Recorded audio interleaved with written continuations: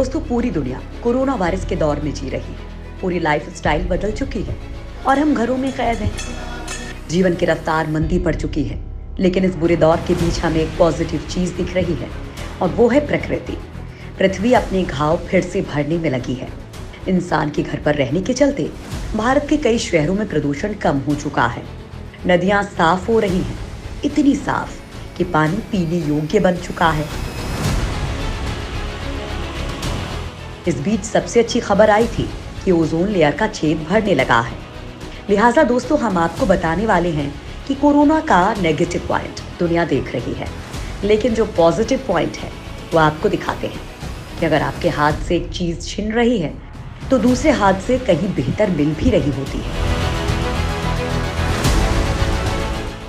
हम आपको दुनिया की सबसे बेहतरीन जानकारी से रूबरू करवाएं, उससे पहले आप चैनल को सब्सक्राइब कर लीजिए ताकि ऐसे रिसर्च बेस्ड जानकारी आपको मिलती रहे। और कमेंट करके जरूर बताइए कि ये सकारात्मक पहलू आपको कैसा लगा। तो चलिए दोस्तों, शुरू करते हैं। नंबर 1, साफ हो रही है धरती की हवा। भारत में लॉकडाउन के चलते हवा काफी साफ हो चुकी है। सैटेलाइट से ली गई हालिया तस्वीर में दिख रहा है कि भारत के अलग अलग शहर जो भयानक प्रदूषण से जूझ रहे थे, वहां स्थिति शानदार हो चुकी है। प्रदूषण का स्तर बहुत हद तक गिर गया है। सैटेलाइट मैप के मुताबिक 24 मार्च से लेकर 24 अप्रैल के बीच पूरे भारत में नाइट्रोजन डाइऑक्साइड कंसंट्रेशन में तगड़ी गिरावट देखी गई है। तस्वीरों से पता चल रहा है कि प्रदूषण के स्तर में 40 से 50% की गिरावट देखने को मिली है। हालांकि उत्तर पूर्वी भारत में नाइट्रोजन डाइऑक्साइड कंसंट्रेशन अब भी थोड़ा ज्यादा है, क्योंकि ये क्लस्टर पूरी तरह से कोल बेस्ड पावर प्लांट से लिंक्ड है, जहां भारत का सबसे बड़ा पावर स्टेशन विंध्याचल सुपर है। पावर प्लांट और गाड़ियों से नाइट्रोजन डाइऑक्साइड सामान्य तौर पर निकलता है। इससे पर्यावरण बहुत दूषित होता है। ऐसे में लॉकडाउन के बाद इसमें बड़े पैमाने पर कमी देखने को मिली है। नंबर 2, भर रहे हैं पृथ्वी के घाव। अगर लॉकडाउन में कुछ अच्छा हुआ है तो वो है प्रकृति की दिन प्रतिदिन बेहतर होती तस्वीर। सबसे अच्छी खबर यह है कि ओजोन लेयर का छेद भरने लगा है। इस बात की पुष्टि करते हुए साइंटिस्ट ने बताया कि आर्कटिक पर 1 मिलियन वर्ग किलोमीटर चौड़ा छेद अब बंद हो गया है। सबके लिए हैरानी वाली बात है ये, क्योंकि बचपन से लेकर अब तक इस ओजोन के बारे में हमेशा चिंता वाली बातें ही सुनते आ रहे हैं। बस पहली बार अच्छी खबर सुनने को मिली है। धरती की इस गंभीर समस्या का इस तरह से खत्म होना एक बड़ी उपलब्धि से कम नहीं है। ओजोन लेयर में 1 मिलियन वर्ग किलोमीटर क्षेत्र में फैला हुआ एक दुर्लभ छेद था, जो इस महीने की शुरुआत में वैज्ञानिकों द्वारा खोजा गया था। छेद होने के पीछे नॉर्थ पोल पर कम तापमान को माना गया था। अगर ये छेद हवा की धाराओं के साथ साउथ की ओर बढ़ने में कामयाब होता तो इससे इंसानों को सीधा खतरा होता। कोपरनिकन एटमॉस्फेयर ऑब्जर्वेशन सर्विस ने जानकारी दी है कि उत्तरी ध्रुव में आर्कटिक के ऊपर जो अप्रत्याशित रूप से ओजोन छेद बना था, वो पूरी तरह से बंद हो गया है। इस छेद ने पिछले महीने बहुत बड़ा आकार ले लिया था। वैज्ञानिकों को आशंका थी कि ये छेद दक्षिणी गोलार्ध तक जा सकता है, लेकिन ऐसा नहीं हुआ। वैज्ञानिकों का मानना है कि कोरोना संकट के समय इस घटना का होना महज संयोग है। वैज्ञानिकों का मानना है कि इस छेद के बंद होने की वजह समतापमंडल का गर्म होना है। अप्रैल महीने से उत्तरी ध्रुव का तापमान बढ़ना शुरू हो जाता है।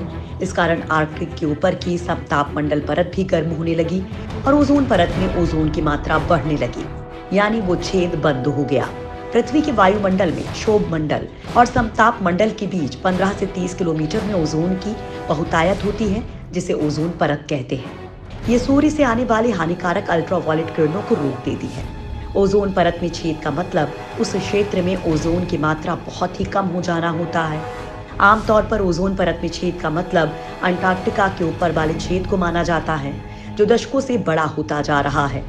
उसके बड़े होने के पीछे की वजह वायु प्रदूषण माना जाता है। कई वैज्ञानिकों को लग रहा है कि अंटार्कटिका के ऊपर ओजोन छेद के आकार में हाल में आई कमी का जिम्मेदार कोरोना संकट भी है। कोरोना संकट के दौरान हुए लॉकडाउन के कारण औद्योगिक गतिविधियां बंद होने से कम हुए प्रदूषण की इसमें भूमिका रही है। शायद लोग अंटार्कटिक के ऊपर ओजोन छेद के बंद होने का भी यही कारण मान रहे हैं। नंबर 3, वाह, साफ होता जा रहा है पानी। देश भर में लॉकडाउन की वजह से फैक्ट्रियां बंद हैं, कल कारखाने रुके हैं, यहाँ तक कि इंसान भी अपने घरों में सिमटा हुआ है। ऐसे समय में हमारी हवाएं शुद्ध हो रही हैं, नदियां साफ हो रही हैं, प्रदूषण कम हो रहा है। इस मौके का फायदा उठा रहे हैं पशु, पक्षी और जानवर। रिसर्च रिपोर्ट्स के मुताबिक दक्षिण एशिया की नदियों में मुश्किल से देखी जाने वाली डॉल्फिन, जिसे गंगेटिक डॉल्फिन भी कहते हैं, वो कोलकाता के घाटों पर दिखाई पड़ी है। डॉल्फिन शुद्ध जल में ही दिखती है। ऐसे पिछले कुछ वर्षों से नदियों का जो हाल हुआ है, उससे वो वहां दिखना बंद हो गई थी। अब ये एक अच्छा संकेत है कि डॉल्फिन घाटों में दिखाई दे रही हैं। पर्यावरणविदों के लिए भी आश्चर्य का विषय बना हुआ है। करीब 30 साल पहले तक गंगेटिक डॉल्फिन कोलकाता के अलग अलग घाटों पर आसानी से दिखाई पड़ती थी, लेकिन जैसे जैसे जल प्रदूषण बढ़ता गया, ये दिखाई देनी बंद हो गई। नंबर 4, नदियों के लिए वरदान बना लॉकडाउन। लॉकडाउन के कारण प्रकृति को लगातार फायदा हो रहा है। गंगा, यमुना, नर्मदा जैसी नदियों के पानी की गुणवत्ता में सुधार की तगड़ी रिपोर्ट है। हरिद्वार और ऋषिकेश में पानी में घुले डिसॉल्व्ड सॉलिड की मात्रा में 500% की कमी आई है। लिहाजा गंगा का पानी कई साल बाद पीने लायक हो चुका है। तो वहीं मटमैली नदी में तब्दील हो चुकी यमुना और नर्मदा का पानी भी बिल्कुल क्लियर हो चुका है। क्योंकि जहरीला औद्योगिक कचरा भारत में नदियों के प्रमुख प्रदूषकों में से एक है और फिलहाल सारे कारखाने बंद हैं, लिहाजा इसका सकारात्मक असर नदियों पर पड़ा है। नदियों के पानी में 60% से ज्यादा का सुधार देखा जा रहा है। नर्मदा नदी के पानी में तो अब पशु पक्षी आजाद घूम रहे हैं। फिलहाल नर्मदा का 10 फीट की गहराई तक का पानी साफ दिख रहा है। पारदर्शिता बढ़ चुकी है। नर्मदा के पानी का TDS पहले 126 मिलीग्राम प्रति लीटर मापा गया था, जो अब 70 तक पहुंच चुका है। आपको बता दें कि मिनरल वाटर का TDS 55 से 60 मिलीग्राम प्रति लीटर रहता है। नंबर 5, नासा ने बताया साफ हुआ देश का आसमान। नासा के एक सैटेलाइट ने पिछले 20 साल में उत्तरी भारत में सबसे कम एरोसोल स्तर मापा है और इसके पीछे सबसे मुख्य वजह मानवीय गतिविधियों का कम हो जाना है। एरोसोल ऐसे बहुत छोटे सॉलिड और लिक्विड पार्टिकल्स होते हैं जो विजिबिलिटी कम करने के साथ इंसानों के फेफड़े और दिल को प्रभावित करता है। इंसानों द्वारा बना एरोसोल प्रदूषण के घातक स्तर को बढ़ाता है। इंसान फसलों को जलाकर, जैविक ईंधन जलाकर ये पैदा करते हैं, जबकि ज्वालामुखी, जंगल में लगी आग और आंधी आदि से प्राकृतिक एरोसोल पैदा होते हैं। नासा ने मैप के जरिए इस स्तर को दिखाया है। इसके लिए साल 2016 से 2020 के मार्च 31 से अप्रैल 5 तक की अवधि में तस्वीरें ली गई हैं। एरोसोल ऑप्टिकल डेप्थ के डेटा को नासा की वेरा सैटेलाइट के मॉडरेट रेजोल्यूशन इमेजिंग स्पेक्ट्रोरेडियोमीटर यानी कि मॉडीज द्वारा लिया गया है।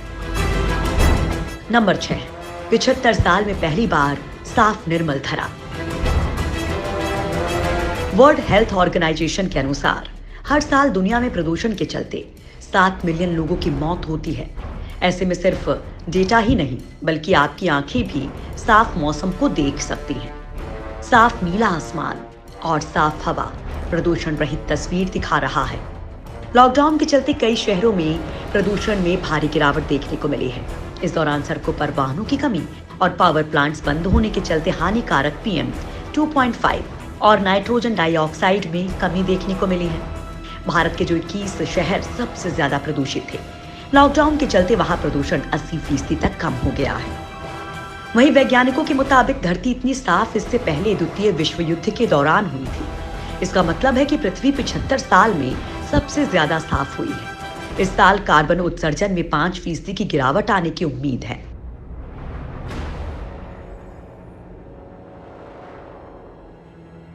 नंबर 7, मुंबई में दिखाई दिए हजारों फ्लैमिंगोस। लॉकडाउन का एक फायदा यह भी हुआ है कि सड़कों, शहरों में जानवर और पशु पक्षी आराम से घूम रहे हैं। फिर चाहे वो साउथ अफ्रीका में जंगल से बाहर आराम करते सोते शेर हों या फिर मुंबई के बीच के पास दिखाई दी गई डॉल्फिनों। जानवरों का इंसान का यूं घर पर रहना काफी पसंद आ रहा है। दिल खुश करने वाली ऐसी ही एक तस्वीर आई है मुंबई से, जहां कई सारे फ्लेमिंगोज यानी कि राजहंस दिखाई दिए हैं। झुंड में खूबसूरत चित्र बना रहे ये फ्लेमिंगोज नवी मुंबई के पास देखे गए हैं। इस तस्वीर ने कई लोगों का दिन बना दिया। इंसान के अंदर रहने के 2 महीने के भीतर प्रकृति किस कदर अपना रूप दिखा रही है। किसी ने नहीं सोचा था कि लॉकडाउन प्रकृति के लिहाज से इतना अच्छा होगा।